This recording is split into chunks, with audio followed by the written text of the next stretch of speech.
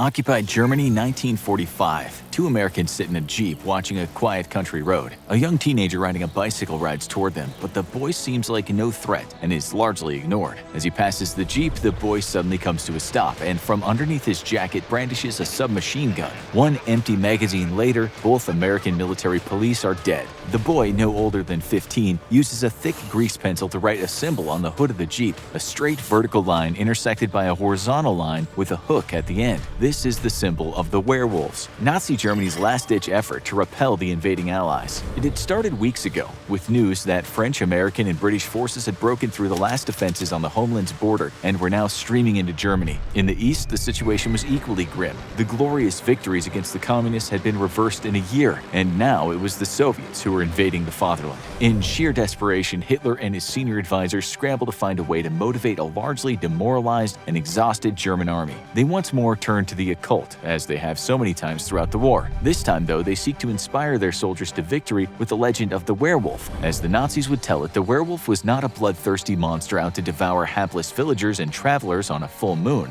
The werewolf was actually a seriously flawed and misunderstood but well-meaning individual who used their supernatural powers to defend the forests of Germany. They were a savage last line of defense for the German fatherland, noble in their ferocity and righteous in their fury against any interlopers who dared threaten their woods. Now, the Nazi Party tried to turn real men into werewolves, who would themselves become the last line of defense for Germany. Two werewolf movements are started simultaneously.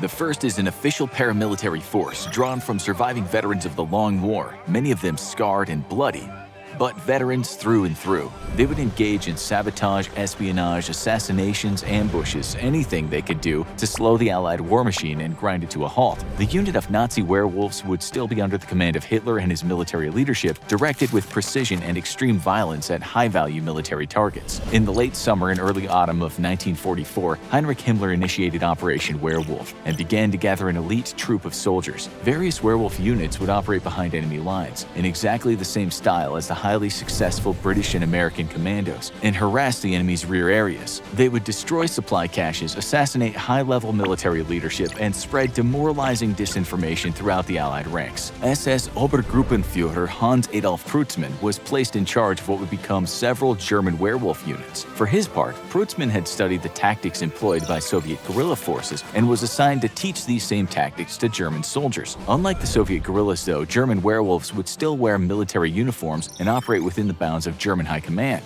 Thus, if captured behind enemy lines, the expectation was that they would still be treated like enemy combatants and not guerrillas, which could be punished with execution if caught. However, this first attempt at creating German werewolves was doomed by Kreutzmann and his leadership team. Captured German officers after the war related that Kreutzmann was a weak, inefficient, and uninspiring commander. Further, he was, quote, vain, idle, and boastful, a damning judgment of a man in charge of creating an elite group of commando fighters. The whole plan was so mismanaged that even Walter Schellenberg, Heinrich Himmler's head of foreign intelligence, told Himmler that the entire operation was criminal and stupid. The second unit of German werewolves, however, would not be an official military unit, but rather an unofficial guerrilla movement made up of civilian volunteers. A few military advisors would see to their training and equipping, but the movement would largely rely on word of mouth to spread across the countryside, and everyone from children to women were invited to join in on it. The goal was simple. German civilians were to rise up with the ferocity of the legendary monster itself and rip, rend, and tear the invading Allied armies. They would strike at targets of opportunity, carrying out acts of sabotage, murder, and espionage, but largely undirected by military leadership. Instead, each civilian werewolf was to act of their own initiative and make the Allies pay dearly for every inch of land they violated. The first werewolf volunteers began to form into unofficial units late 1944, as it became clear that the Germans were going to lose the war. While the military would do what it could, Nazi leadership began to prepare for an Allied invasion of the fatherland. It was their hope that a force of civilian partisan fighters could be raised to meet the Allied threat as it crossed into the fatherland, but it would not be a standing army. Rather, the civilian guerrilla resistance would be decentralized in nature, thus giving the Allies no clear command structure to target and eliminate. Resistance cells would act largely of their own accord, carrying out opportunistic acts of sabotage and assassination. The goal was not to defeat the Allies militarily, but rather to bleed and weaken them with a protracted fight and slowly weaken their resolve. Then, given enough time and harassment from German werewolves, the Allies could be brought to the negotiation table and work out a peace settlement as favorable to Germany as possible. Even with the noose tightening around Germany, Hitler still held on to the hope that Britain and America could be coerced to sign a peace deal with Germany and then actually join to fight against the Soviets. On paper, it wasn't a very crazy idea at all. The Western Allies had very little in common with the Soviets, and the Soviet Union's sponsoring of workers' strikes and attempted communist uprisings across Europe was something that put the Western Allies and the Soviet Union at great odds. Ideologically speaking, Britain and the US had more in common with Nazi Germany than with the Soviets. But Hitler misunderstood how little appetite for continued war the Western Allies had. And while they would do what it took to crush Nazi Germany and ensure the Nazi Party never rose to power again, nobody wanted to continue the war with the Soviet Union if such a thing could be averted.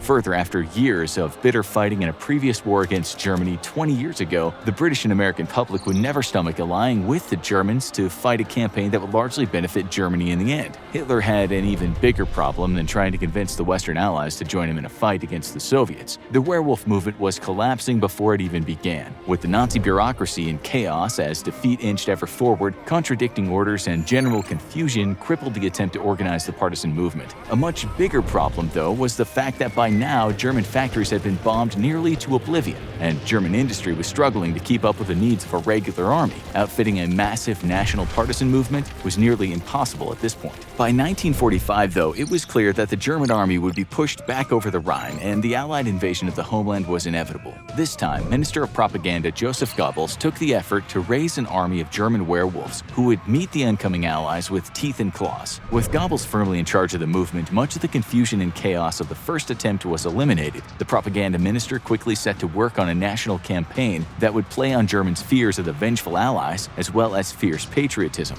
On March 23, 1945, as the Allied war machine pressed into Germany, Goebbels gave what would become known as the Werewolf speech, urging German citizens to rise up against the invaders and fight to the death for the fatherland if necessary. A week and a half later, a werewolf propaganda station, Radio Werewolf, began to broadcast from outside Berlin. Each broadcast would begin with the sound of a wolf howling, and then play a song with lyrics like "My werewolf teeth bite the enemy," and then he's done, and then he's gone. German citizens were commanded to resist the enemy in all possible ways, and Goebbels' propaganda even attempted to convince the Germans that the Allies had plans to enslave the German people at war's end. Goebbels' orders to the German people were simple. Every Bolshevik, every Englishman, every American on our soil must be a target for our movement. Any German, whatever his profession or class, who puts himself at the service of the enemy and collaborates with him will feel the effect of our avenging hand. A single motto remains for us: conquer or die. As the war grew ever more desperate, attempts to form proper military werewolf units and grow a partisan movement began to blur. Some official units were created from the SS and Hitler Youth Reserves, and these received direct support and training. They were even instructed to lay low as the Allies pushed into Germany and then rise up from behind their ranks as a cohesive fighting unit.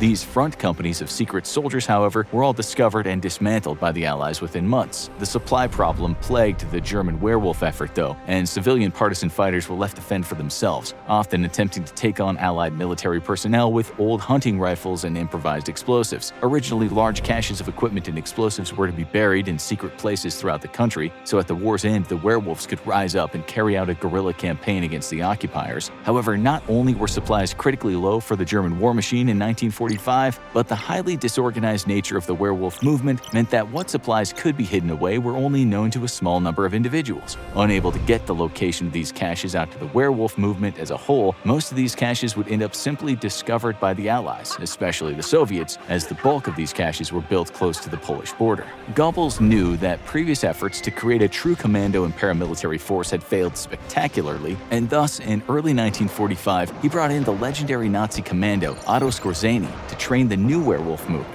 Skorzeny was a highly decorated German soldier and responsible for some of the most legendary deeds of daring of the entire war, including the rescue of Italian dictator Benito Mussolini from an impenetrable mountaintop fortress surrounded by enemy forces. His tactics and missions are still studied by Special Forces soldiers around the world today. Skorzeny, however, quickly discovered that the number of werewolf units had been greatly exaggerated, and that the recruits he was meant to train largely consisted of fresh-faced teenagers who were until recently Hitler Youth. Compounding the manpower problem problem was the abysmal supply situation, and inevitably Skorzeny concluded that the werewolf movement was doomed to failure. Instead, he restructured what official werewolf units were into a sort of underground railroad that would help sneak thousands of Nazi officers out of the country toward the end of the war. In the end, few German citizens answered the call to become Nazi werewolves. The civilian population was simply exhausted from years of war and 2 years of heavy bombing of their cities and infrastructure. Much to their surprise, they found out that many of the Western Allied forces treated them relatively well, much unlike the enslavement and slaughter that Goebbels had tried to convince them would take place. While the threat of the German werewolf would be overblown in the post-war years, a few actual attacks were carried out by remaining fanatics. Of these attacks, fewer yet were successful. By and large, the German people were ready for peace and had little stomach left for continued bloodshed. In fact, after the German surrender, there was no reported American combat casualties, and the German people proved ready to work with their occupiers to rebuild their homes and nation. Now, go check out what actually happened to Nazi leaders after World War II, or click this other video instead.